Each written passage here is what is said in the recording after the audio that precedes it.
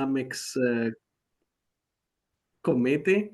It is a pleasure to have, again, two excellent speakers for this webinar. I'll let Marianne properly introduce our speakers. Just welcoming everyone.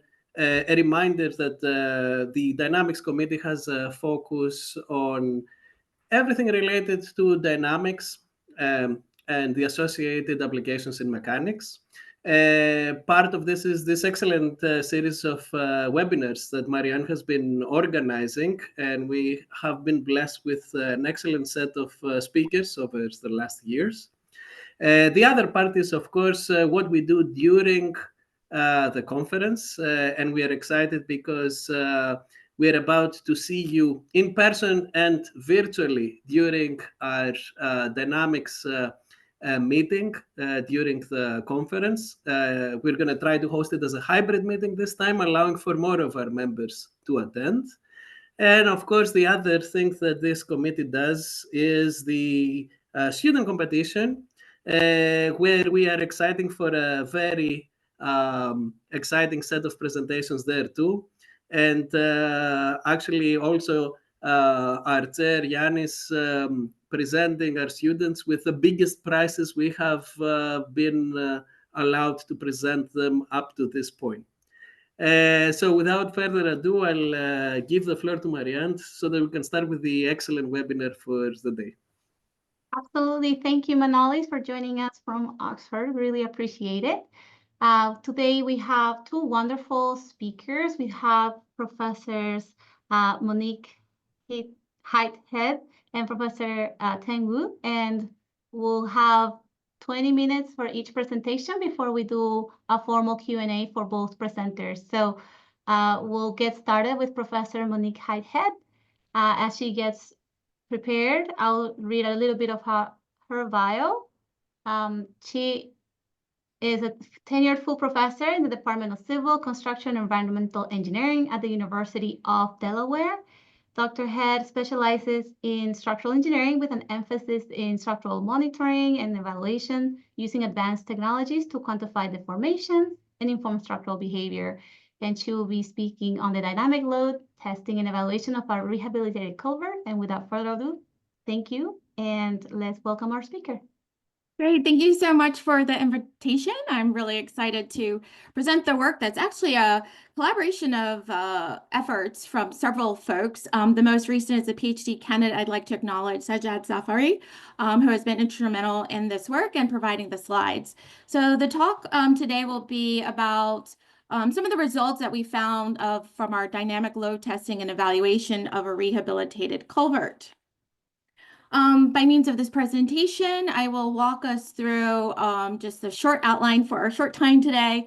I'll give a little bit of background about the project and kind of what motivated it. We'll describe the culvert location and the parameters for our test setup, as well as getting into the actual dynamic load testing. But in all fairness, we have to share some of the results from the static tests because that helped to inform a lot of the analysis that went into understanding the behavior of the culvert.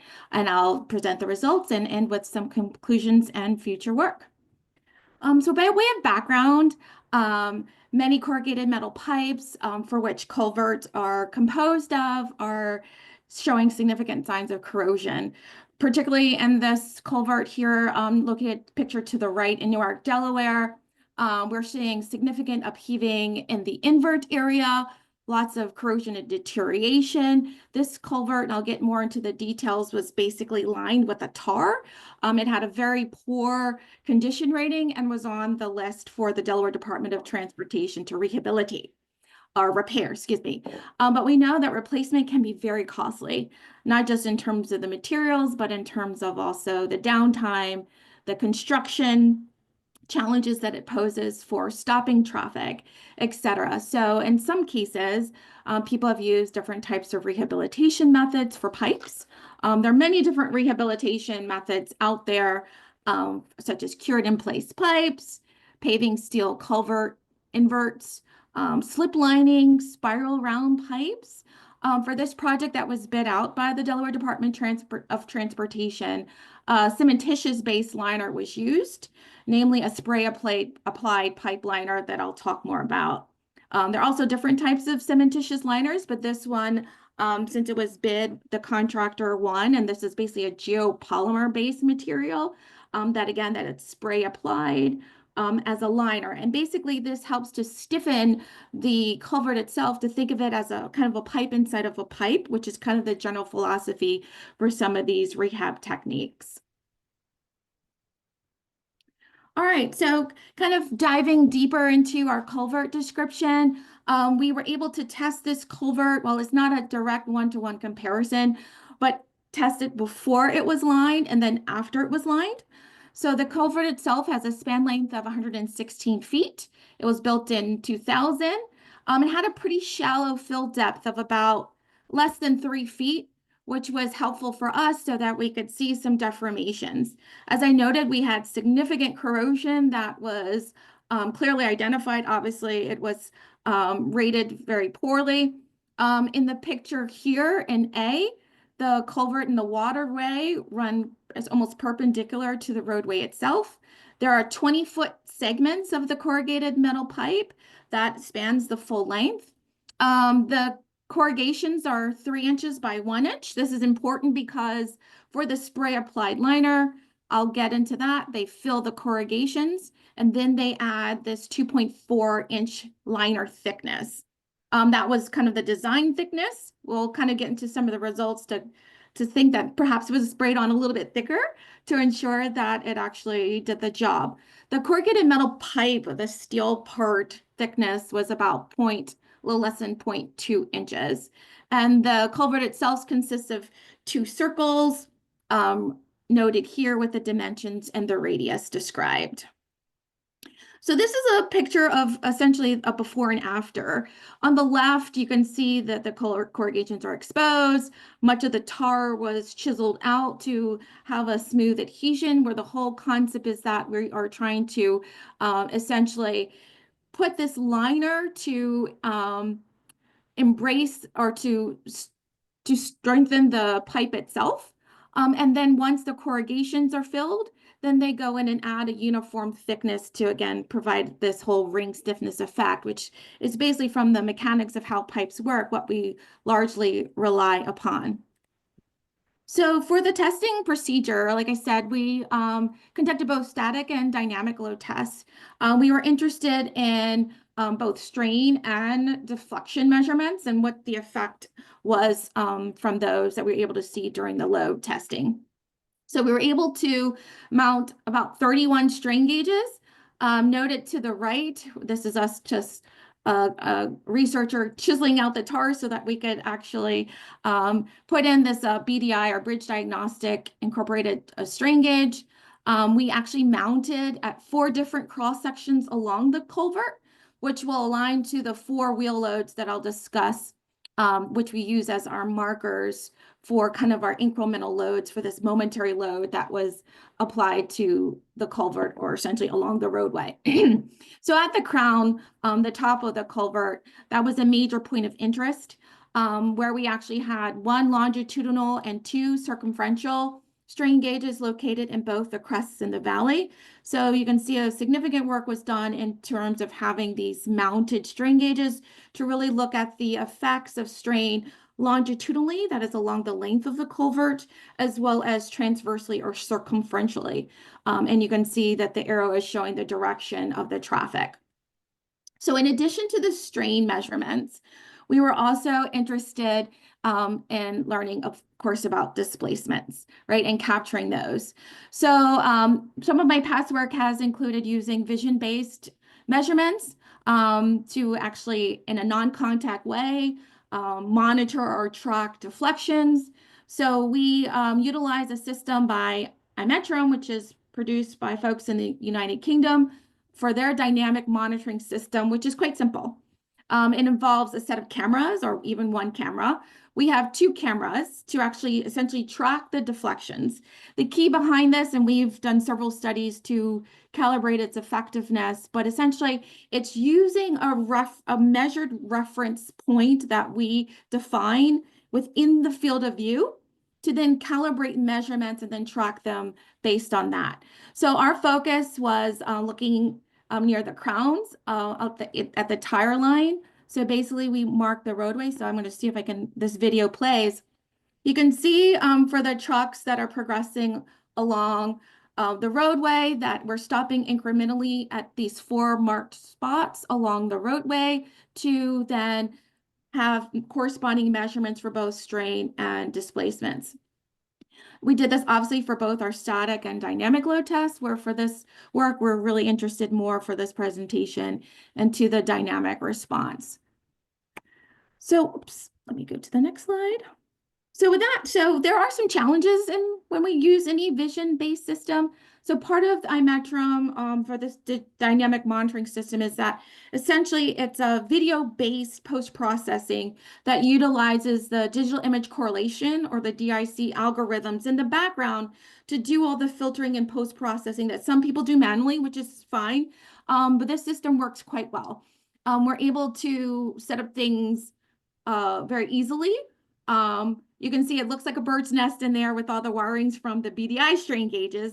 The advantages of our non-contact vision or vision-based method essentially is just the cameras. But the challenges are the lighting.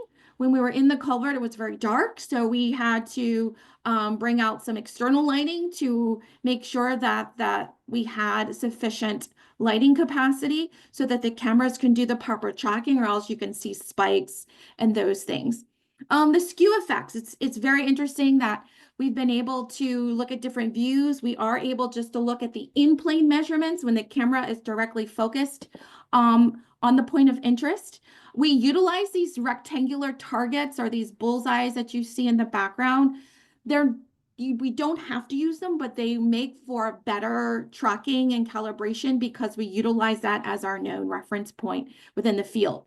In reality, one can use any type of texture or contrast, or we've done it typically even for bridge monitoring, where if we looked at like the gusset plates or we use some type of bolts, any type of pattern so that we can get that contrast and have some type of reference in our field of view. Of course, it works ideally in the laboratory setting. In the field, we have learned and through experience have worked through these challenges to minimize the effects on our results and feel pretty good about them. So like I said, we looked at the case when before the culvert was lined with a spray applied pipe liner, and then after on 2 different occasions, which meant, right, it's not a total one-to-one test or scenario anyway, but we use dump trucks to provide the load as noted here. So we have dump trucks that are loaded with sand that we measured.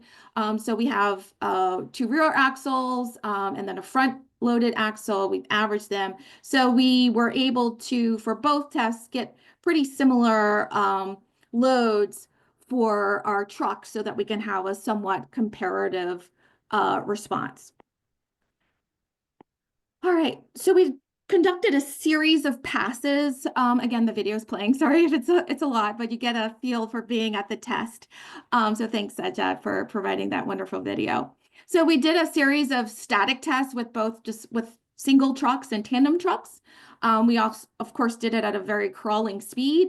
The static essentially is just that, static, this momentary load. The crawling speed is when the truck is progressing very slowly, less than 5 miles per hour, but very slowly at those 4 designated wheel lines. And then for the interest of this talk, about 25 miles per hour, which is about 40 kph. Sorry, I do mainly speak in US customary units, but essentially about 25 miles per hour that will assess for our dynamic results. I mentioned some of the challenges there. Of course, we're approximating, right, where the lines are for the loading. So it's not a perfect match, but we feel really good about our results. On the left, you can kind of peek into our system where we're able to locate points of interest for where we want the exact displacement measurement. And in doing so, we're able to track these points. Another benefit is that we're not limited to just the one location where we put a strain gauge. We can look at different points at any location within that field of view. And because we've done this enough and calibrated our system well and know how to do that quite well, we've been able to minimize, again, the error. So the advantages are able to look at multi-point or any point within the field of view. And the second part is it's video process. So we can go back and replay the test. And if we realize, oh, the lighting change, you can see some of the yellow in the background there. If the lighting changed or now we really wanted to focus on a different point, that provides another level that we're really excited about for results that we'll show. All right, so with that, why I harped on that was because we utilized the results from the static load testing, and Sajjad developed a very robust finite element model to essentially do this digital model calibration, or think of it as this model updating. And that's very powerful, where you can see this is a plot of our deflection versus time from the static load test.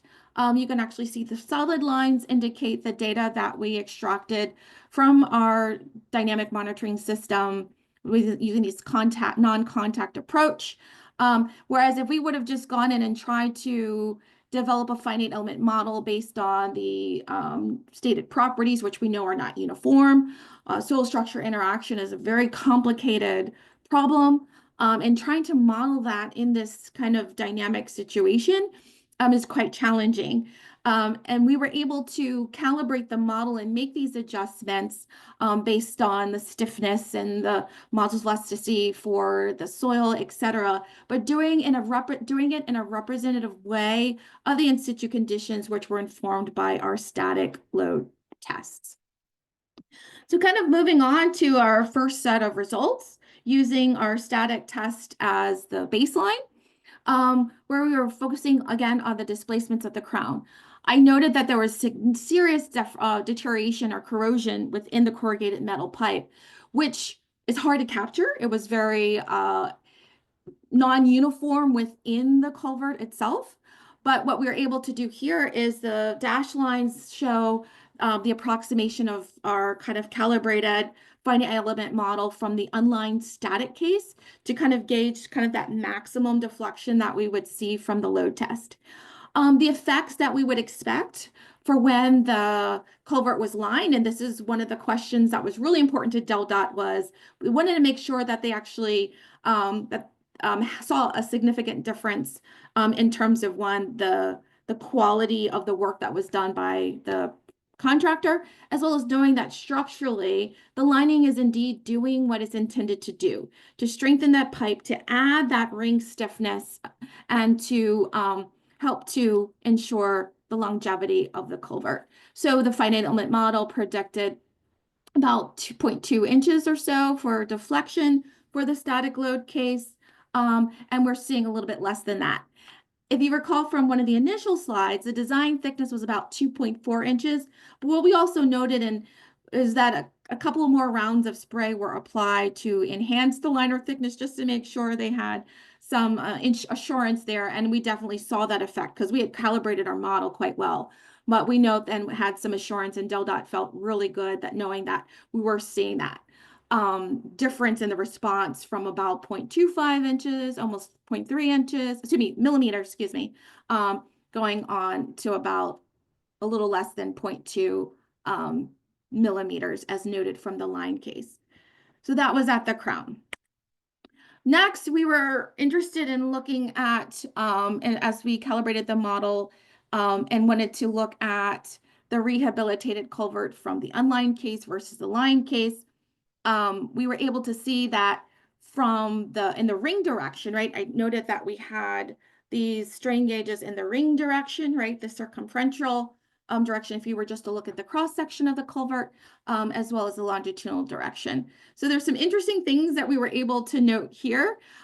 Because of the deterioration, we were seeing the pipe being more in compression, but due to the stiffening effect of the lined culvert, it made it really, we saw the effects right away, where you can see with wheel 2, we're actually seeing a little bit larger microstrain there, but still within of about 0.6 microstrain, which is still very small. The other thing that's important to note, if I back up, my apologies, to the displacements, is that we're able to capture really small deflections or displacements quite well.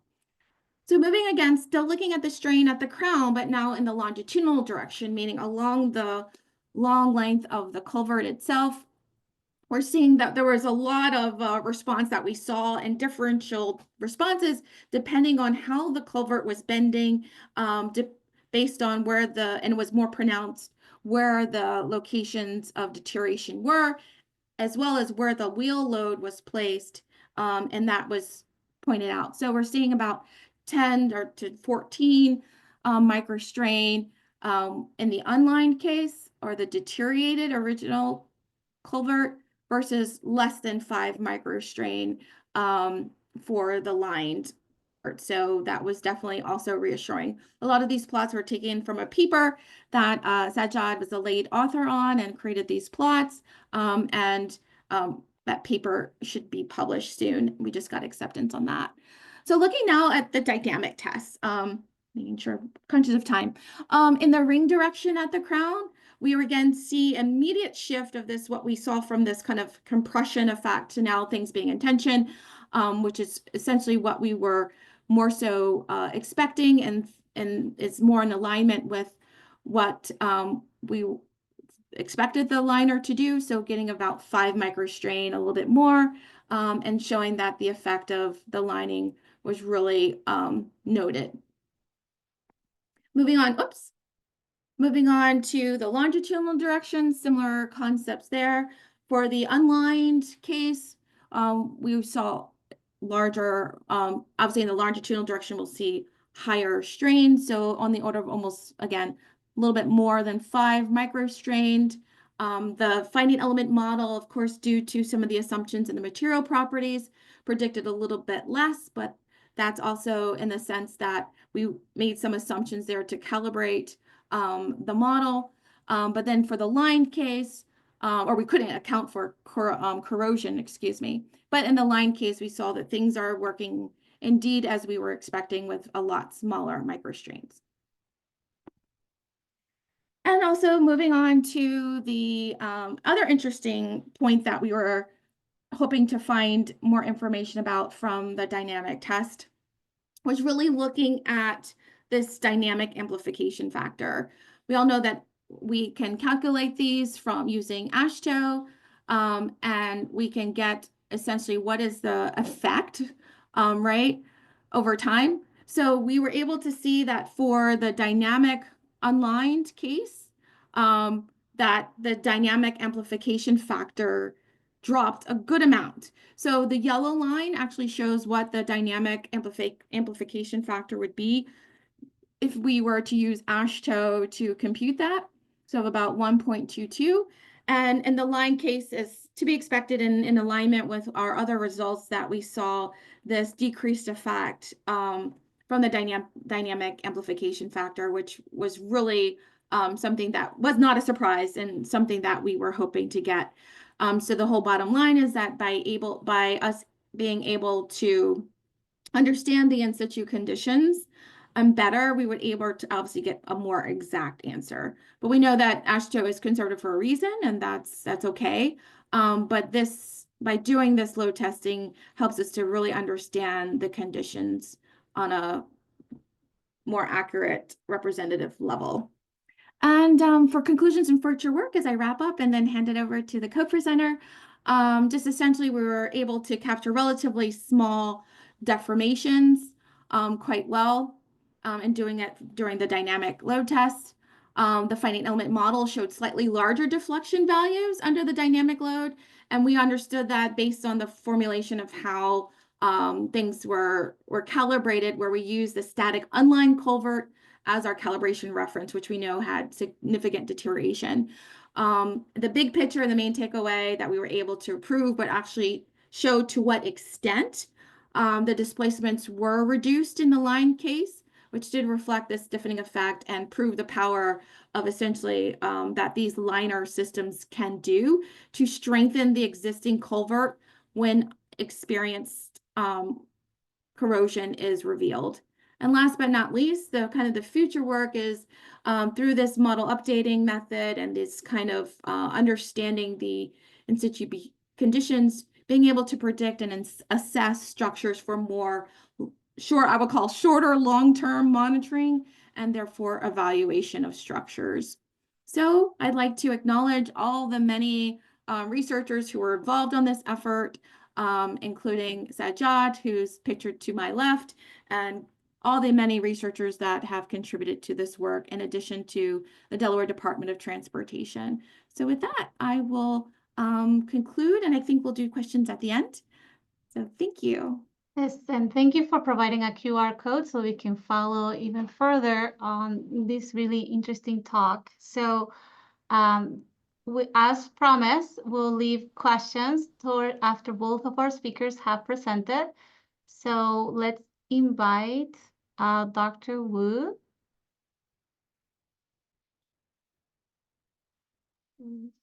Sure. Can you see the slides? Yes, we can see your slides. I'm just replacing the spotlight so we can all see you.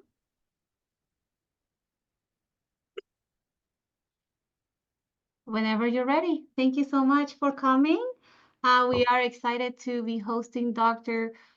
Teng Wu. He's a professor and director of graduate studies in the Department of Civil, Structural, and Environmental Engineering at the University of Buffalo. Wu's research is the development of analytical and computational methods focusing on nonlinear and transient structural aerodynamics, including the one we're about to learn today, right? So without further ado, please take it away. Okay, thank you. Thanks a lot for the invitation, and I'm very excited to use the next 20-25 minutes to share with you what we have been doing at Buffalo. So we call it like AI-empowered performance-based wind engineering. For those who are not very familiar with the wind engineering domain, wind engineering is kind of the rational treatment of the interaction between human and the wind in the outer atmosphere boundary layer. So for a typical structural wind design, we heavily rely on we call the island downpour, the wind load chain, which means we first need to get the wind climate, and then we kind of examine more closely to consider the terrain condition. And once we know the approaching wind, we're going to need a transfer function to transfer from the wind speed to the wind load. And once we have the wind load, and then we analyzed our structure, and we set up some criteria to make decision whether the design structure is good or not. So all these those modules, including in this chain or procedure, we actually call this prescriptive approach for the wind design, which has been kind of described in our ASC 7, or IBC or similar code and standards. So recent years, there are lots of momentum to move the prescribed wind design to the performance-based wind design for a number of good reasons. One reason is to enhance the communication between the owners and the designers, because performance-based design methodology it's kind of the first thing is to set up a performance objective between the owner and the designer. And then what designer really want to do is to achieve that objective. And of course, and the other thing to motivation, I would say, to push like performance-based wind design is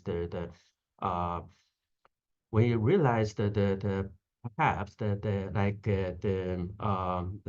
leverage it like some plasticity or the nonlinear behavior of the structure and the wind may help us to reduce the financial economic, or kind of to save money. So the kind of analysis procedure for the performance-based wind design is pretty similar like the conventional downpour chain. But for example, we also need to know the wind field and then aerodynamic force, and then we analyze the structural response. But we have some additional module we want to achieve. For example, we want to know what is the damage of our structure, and then what is the repair cost or the consequence of our structure, right?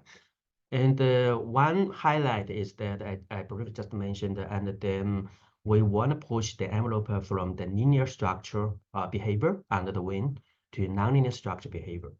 So all those things like have kind of pose the new challenges and their research needs for the wind engineering research. For example, for the wind field, we need a more accurate wind environment, considering, for example, climate change and the joint consideration of wind speed and duration. Because once your structure go to the inelastic range, then we may have like a low cycle fatigue issues. And also like some like transient or non-stationary wind. And for the aerodynamics, we need to consider like, for example, the nonlinear structure aerodynamics and the transient aerodynamics. For the structural analysis, as I said, we need to consider nonlinear dynamic analysis, maybe because of the distributed structural nonlinearity or the concentrated nonlinearity. And also for the fragility curve, that is to get our damage, and we may need some like loading protocol, which there's no wind loading protocol to help us to identify the right procedure to do the tests. And also the consequence function, like what's the consequence of the damage, right? What's the downtime and all those things. So the last two modules, I would say there are lots of recent research trying to focus on these two modules, but it's not well established yet. It's still time. So this talk we will focus on the previous three modules. Once we have two large structural response, we want to do the let's say the shape optimization, because the wind load depends on the shape, the structure shape. Some people call it aerodynamic optimization, right? And to reduce the wind load, or do something like a possible active control, and to mitigate the wind effects. So all those things essentially can be performed in a computer, because the powerful like computational resources nowadays we have.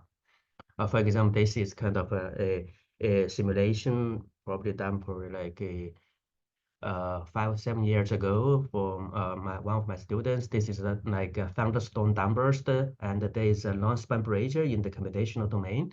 You may not can clearly see that bridge. So then we can get the wind field, aerodynamic load, like the structure response by the computer. But the issue is that the computational demand is very high, right? Let's say you want to get the enough response and enough accuracy. I mean, for this simulation, you probably need to spend several weeks. For those huge projects, you may say, okay, several weeks is still good, right? I mean, we can afford that because it's too important.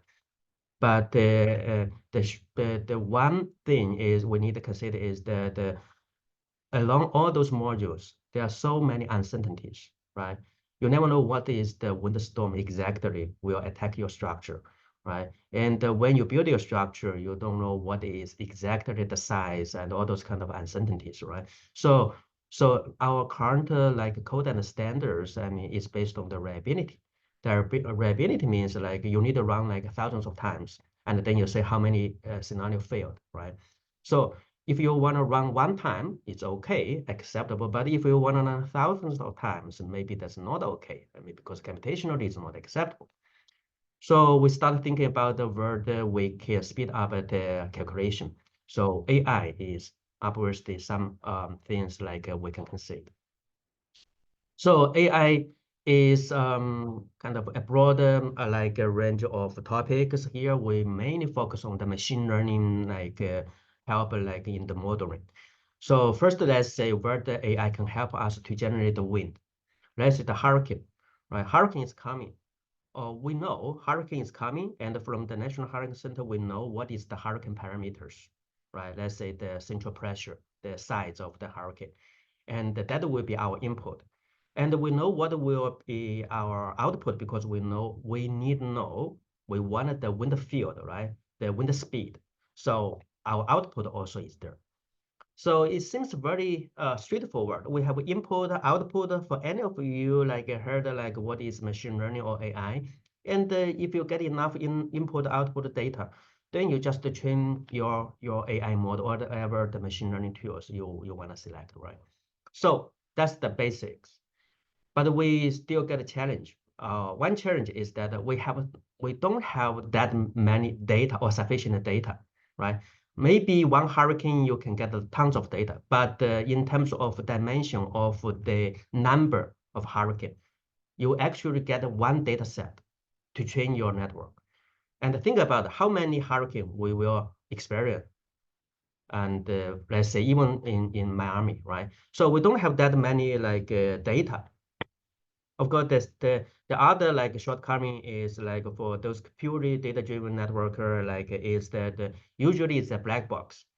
And our engineers, we don't like a black box. Right? We want to be able to explain, right, why this happened. So the black box or lack of interpretation or like the interpretation, and also kind of is something like we don't like. So consider all those kind of shortcomings or drawbacks, and we proposed like knowledge enhanced machine learning. So for those who are not familiar with this terminology, maybe you heard that the physically informed machine learning, right? Physically informed deep learning.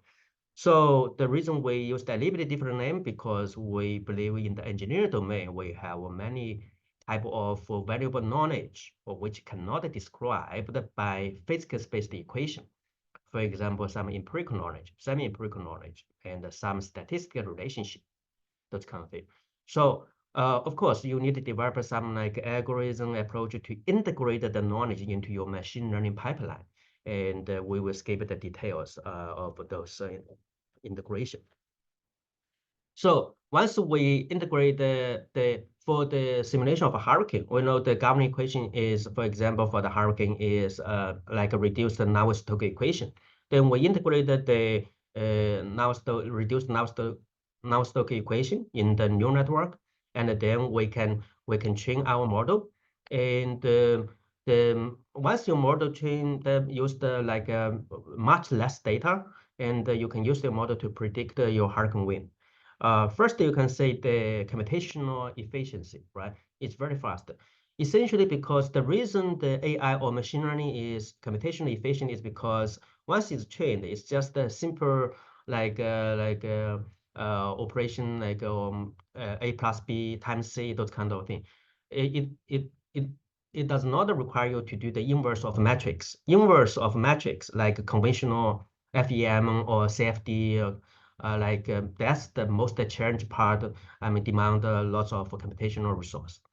And compare with the real measurement data, we say, okay, at least for the engineering application, the simulation accuracy is acceptable and it's good. So that's wind simulation. Once we get the wind, we need the aerodynamic load, right? So the aerodynamic load, the idea is kind of motivated from the car industry, right? In the car industry, if the designer propose a new shape or modification of the new shape, and then actually they have a kind of capability to almost immediately to present the modification of or the change of the load, specifically the drag force, because the drag force is kind of consuming the energy. So, but in the wind engineering or the wind structure engineering, I mean, it's not the case. Let's say you propose a new shape, probably like then you will say, okay, wait a minute, let's go to the wind tunnel to do the test, right? Then 3 weeks later, then you'll come back to say, hey, this shape, this modification is good or not good. But the turnaround time is too long. and plus the voice usually from the structural engineering and the wind engineering is weak in the whole like building industry. So what we're trying to do is that we want to get like similar like in car industry. You give me a picture or the design, I will kind of instantly or immediately give you the aerodynamic load. So to achieve this, we develop a so-called knowledge-enhanced convolutional neural network. Of course, the architecture is pretty complicated, but it doesn't matter because once it's trained, what you need to just input is your picture of your design. And then the output would be the aerodynamic load. And to speed up the facilitate the training, we also integrated the mass and momentum conservation laws in the neural network. So of course, this is kind of a nonlinear aerodynamics. For the transient aerodynamics, we know, I mean, for the conventional wind tunnel, we have big fan. We can generate stationary high wind speed in the fan, but not transient wind. Transient wind actually is very realistic in the real world, right? In the downburst, like a thunderstorm downburst. So to able to simulate the transient wind, and we install like 64 fans individual control at UB. And then now we have the facility. We need to control, right? How to like reasonably or accurately control the fans to generate those transient wind. Then we proposed or we developed like a deep reinforcement learning. And so based on this like model free control, we can kind of generate in the wind tunnel those kind of transient mean wind and also non-stationary fluctuation. So once we get the load, and then we need to calculate structural response. As I said, the PBD in wind design, the biggest I would say, at least in my opinion, is the advantage is the nonlinear structure behavior. And once you go to the nonlinear structure modeling, then it will be time consuming, right? Because you cannot use the model superposition or those kind of method. And then what we propose is we use the RNN and to calculate the nonlinear structure dynamic response and with the input of time history of your wind load. And similarly, we also integrate the knowledge. Think about it for the structure dynamics. What's the basic knowledge? The basic knowledge is the equation of motion, right? So we integrate the equation of motion in the network, and then we train the network used much less data compared to the purely data-driven model, and we test all kind of nonlinear behavior for the single degree of freedom, and for the multi-degree of freedom, we also test like a number of scenarios, and the result shows very promising, especially once you integrated the dynamics knowledge and into the neural network, you can significantly reduce the training data you need. So that's, and also we move a little bit further, and then we kind of build a network of network, which means one time we can simulate the structure like a dynamic response, nonlinear response for a whole community. Like let's say for in this scenario, probably like 98 or 97 or maybe 100 buildings. And because like we build a network on the top of a network, and then those buildings can be the response, nonlinear response of those buildings can be very efficiently predicted. So that's the response. As I said, once we have a large response, we need to mitigate the response, right? And then we do the shape optimization. So the shape optimization in the wind engine domain essentially is the aerodynamic mitigation optimization. Essentially, it's a decision making. So what we use is a reinforcement learning and like a brain, and then we do the decision making or optimization. And to speed up the things, we use the meta learning, transfer learning to integrate whatever the knowledge or the previous experience, which cannot be expressed as equations, into our reinforcement learning network. And you can say once you integrate those kind of prior or domain knowledge, and the optimization efficiency becomes very significant. So that's for the individual structures. And my last part would be, let's say, during a hurricane. The hazard is not just the wind, right? And then we also have the storm surge and the wave, and also heavy rainfall and the inland flooding, all those kind of multiple hazards. And all those, and what kind of structure, like tall building, envelope system, floating wind turbine, like short span bridge, long span bridge, those kind of infrastructure, they are sensitive to the multiple hazards within a hurricane, right? So we want to expand the method that we just discussed to a hurricane and the multiple hazards, and for a community or the regional analysis. So this essentially is kind of the resilience, trying to help a resilience of coastal community. The first thing is that we want to simulate hurricane hazards and the wind, surge, and the rain.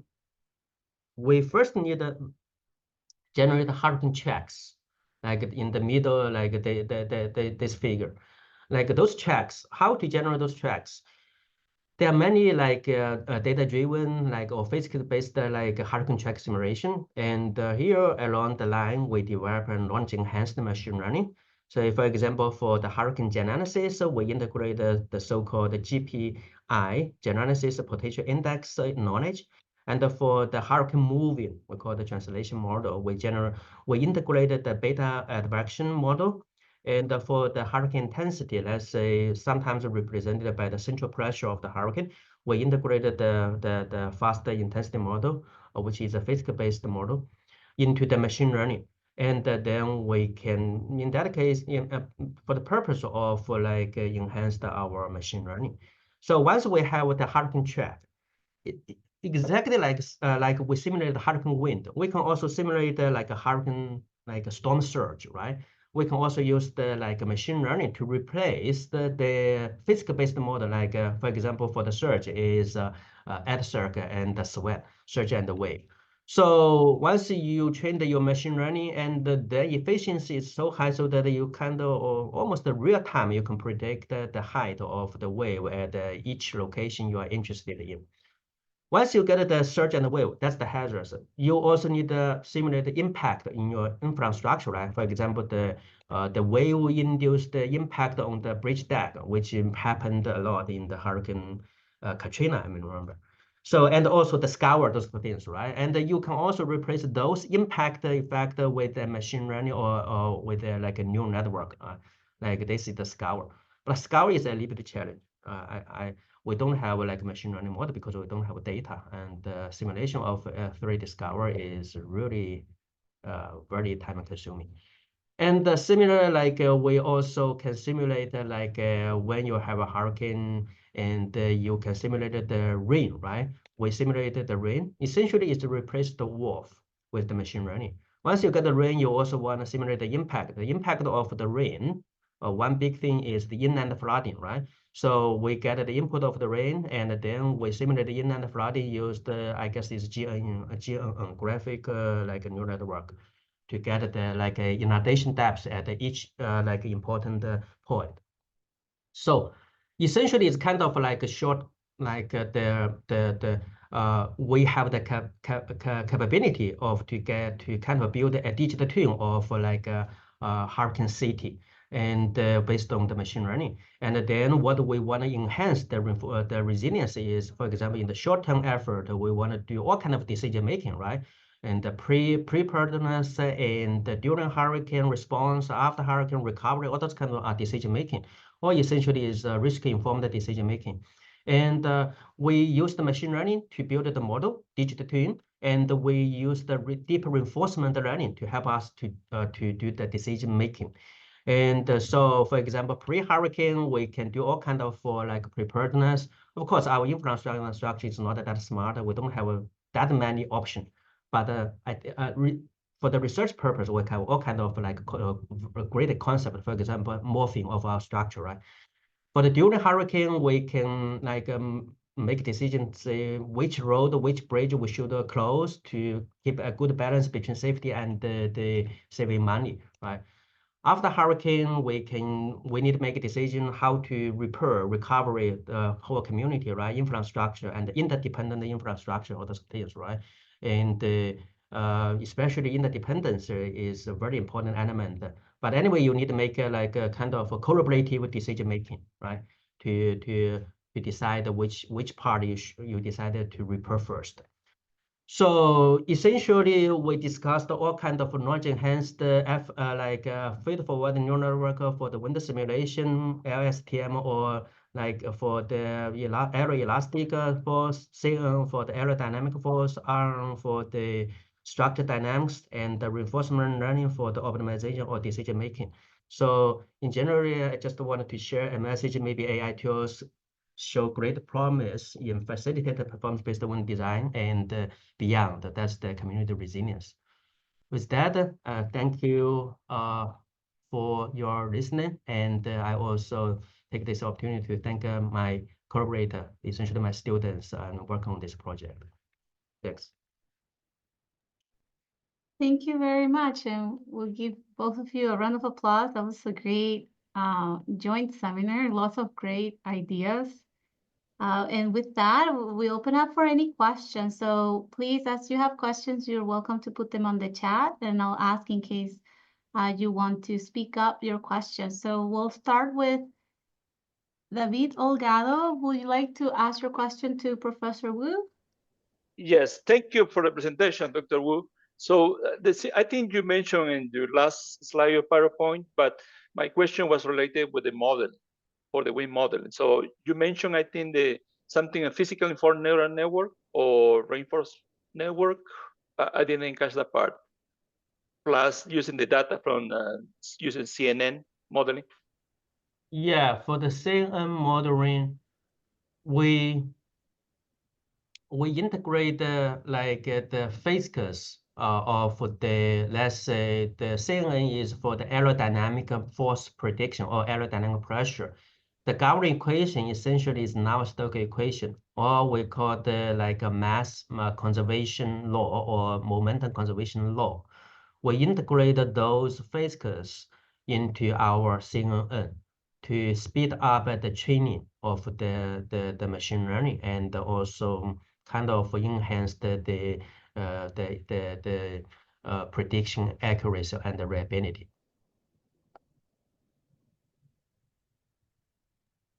Okay, thank you so much. Yeah, thank you. Great. There is a couple questions that were directly sent to myself, so I'll ask them. The first one is for Professor Head.